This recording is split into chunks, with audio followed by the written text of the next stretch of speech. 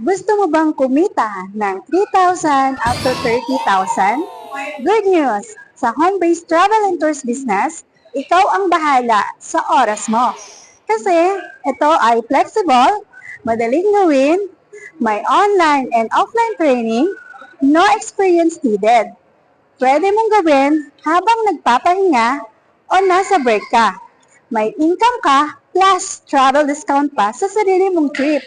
Habang nagpo-post ka sa social media, pwede kang kumita ng book flights, hotel, and tour packages na done for you na.